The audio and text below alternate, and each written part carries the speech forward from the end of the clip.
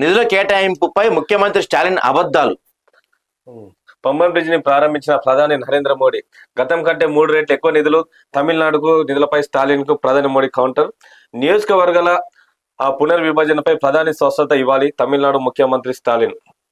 కొందరు ఎప్పుడు ఏడుస్తూ ఉంటారని చెప్పి కౌంటర్ ఇచ్చారు. అంతేకాకుండా అద్భుతమైన కౌంటర్ ఏంటంటే మోడీ ఇచ్చిన కౌంటర్ ఏంటంటే, ఇప్పుడు వీళ్ళందరూ కొన్ని వినతి పత్రాలు కొన్ని లెటర్లు రాసి పంపిస్తున్నారు కదా, మీరు రాసే లెటర్లలో కనీసం సంతకమైన తమిళ్లో పెట్టండి అని చెప్పి కౌంటర్ వేశారు. ఎందుకంటే వాళ్ళందరూ సిగ్నేచర్ ఇంగ్లీష్లో పెడుతున్నారంట. మంచి కౌంటర్ భలే వేసాడు మోడీ స్టాలిన్ కి. సో ఆ కారణంగా ఏడుస్తుంటారు. కొందరికి ఇది అలవాటుగా మారింది, మనం ఏం చేయలేము. స్టాలిన్ పై మోడీ విమర్శ. తన హయాంలోనే తమిళనాడుకు ఎక్కువ కేటాయింపులను వెల్లడి. తనకు లేఖలు రాస్తున్న తమిళ నేతలు తమిళలో సంతకం చేయడమే ఎద్దేవా. పాంబన్ వంతెన ప్రారంభించిన ప్రధాని, తమిళనాడు సీఎం గైర్హాజరు. సాంకేతిక సాంప్రదాయాల సమ్మేళనం పాంబన్. 100 ఏళ్ల క్రితం గుజరాతీ బిడ్ నిర్మించాడు, ఇప్పుడు మళ్ళీ గుజరాతీ బిడ్డకి అవకాశం వచ్చిందని మోడీ చెప్తున్నారు. నిజంగా అండి, నేనేమంటానంటే గతంలో కేసీఆర్ కూడా ఇదే విధంగా చేసేటోడు. ఇప్పుడు మీకు రాజకీయంగా ఎన్నో కక్షలు ఉండొచ్చు, వాట్ ఎవర్ ఎన్నన్నా ఉండొచ్చు, కానీ ప్రధాని లాంటి ఒక వ్యక్తి రాష్ట్రానికి వచ్చినప్పుడు ముఖ్యమంత్రి హాజరు అవటం అనేది ఒక సాంప్రదాయం, అదొక గౌరవం. మీరందరూ ఇప్పుడు మన తెలుగు రాష్ట్రాల్లో కావచ్చు, మన సౌత్ స్టేట్స్ లో, ఇంకా నార్త్ కన్నా మన సౌత్ స్టేట్స్ లో గౌరవ మర్యాదకి ఎక్కువ ప్రాధాన్యత ఇస్తాం మనం. పర్టికులర్ గా మన తెలంగాణలో, తమిళనాడులో ఎవరైనా వస్తే వాళ్ళని చక్కగా గౌరవిస్తాం. మన బాధ్యత, మన సంస్కారం, మన సంప్రదాయం. గతంలో కేసీఆర్ అంతే చేయబట్టే 10 ఏళ్లలో మోడీ వస్తే ఒక్కసారి కూడా పోతుండే. ఇప్పుడు ఈయన కూడా అదే. అరే ఇప్పుడు మీ రాష్ట్రంలో పంబన్ బ్రిడ్జ్ అంటే దేశం మొత్తం ఒకసారి చూస్తున్న పరిస్థితి కనపడుతుంది. ఆ బ్రిడ్జ్ వంక దాదాపుగా దేశంలోని తొలి వర్టికల్ బ్రిడ్జ్. అలాంటి బ్రిడ్జ్ ప్రారంభోత్సవానికి వెళ్తే ఏమో అరిగిపోతావు స్టాలిన్ నువ్వు. సనాతన ధర్మం అది ఇది అని చెప్పి కబుర్లు చెప్తావు కదా నువ్వు. ఇదే నీకున్న సంస్కృతి, ఇదే నీకున్న సాంప్రదాయం, ఇదే మీ ద్రవిడ సంస్కృతి, ఇదే మీ తమిళ సంస్కృతి. సిగ్గుండద్దా స్వామి నీకు? స్టాలిన్ నీకు కనీసం సిగ్గుండద్దా నీకు? స్టాలిన్ తమిళనాడు అభివృద్ధికి కేంద్రం ఎంతో చేసిన ప్రధాని మోడీ అన్నారు.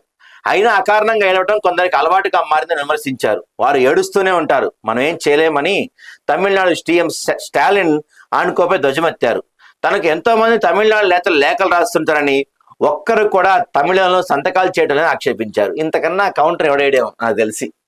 ప్రధాని మోడీ స్మూత్ గా బలేస్తాడండి కౌంటర్. తమిళంలో సంతకాలు పెట్టండి అని చెప్పి. ఇదిగో పంబన్ కొత్త వంతెన మీద నుంచి వెళ్తున్న రైలు. సో బ్రిడ్జికి నిలువుగా పైకి లేపిన తర్వాత కింద నుంచి వెళ్తున్న ఓడ. బాగుంది కదా, ఇట్లా ఓడ వెళ్తుంది, ఇట్లా ట్రైన్ వెళ్తుంది అంట. నైస్. అయితే ముగించుకొని ఆదివారం మధ్యాహ్నం ఆయన ప్రత్యేక హెలికాప్టర్ ద్వారా రామనాథపురం జిల్లా మండపం వచ్చిన ప్రధాని పాంబన్ సముద్ర వంతెన లాంఛనంగా ప్రారంభించారు. వంతెన పైనుంచి రైలుకు, కింద నుంచి రవాణాకు కూడా పచ్చజెండా ఊపారు. అంతేగాక రాష్ట్రంలో 8,300 కోట్ల విలువైన వివిధ రైలు, రోడ్డు ప్రాజెక్టులు శంకుస్థాపన చేశారు. సో దీనివల్ల ఎంతో మేలు జరుగుతుందని చెప్తున్నారు. భారతరత్న డాక్టర్ కలాం జన్మించిన భూమి రామేశ్వరం ప్రధాని తెలిపారు. ఆయన జీవితం సైన్స్, ఆధ్యాత్మిక సమ్మిళితమని, కొత్త పాంబన్ వంతెన కూడా సాంకేతిక సాంప్రదాయాల సమ్మేళనంగా అభివర్ణించారు. 1000 సంవత్సరాల పురాతనమైన ఈ పట్టణం ఇప్పుడు 21వ శతాబ్దపు ఇంజనీరింగ్ అద్భుతంతో ప్రధాన భూభాగానికి అనుసంధానమైందన్నారు. పాంబన్ సహా దేశంలోని 4 దిక్కులా నిర్మించిన వంతెనలను మోడీ ప్రస్తావించారు. ఉత్తరాదిన జమ్మూ కాశ్మీర్ చినాబ్ వంతెన ప్రపంచంలో ఎత్తైన రైలు వంతెనలో ఒకటని, పశ్చిమాన ముంబైలో ఇప్పుడు దేశంలోనే అతి పొడవైన సముద్ర వంతెన అటల్ సేతు ఉందని, తూర్పున అస్సాంలోని బోగీబిల్ వంతెన పురోగతికి నిరసనగా నిలుస్తుందని తెలిపారు. మత్స్యకారుల భద్రతకు తమ ప్రభుత్వం నిబద్ధతో పనిచేస్తుందన్నారు. గత 10 ఏళ్లలో శ్రీలంక చెర నుంచి 3,700 మందికి పైగా మత్స్యకారులను స్వదేశానికి తీసుకొచ్చామని చెప్పారు.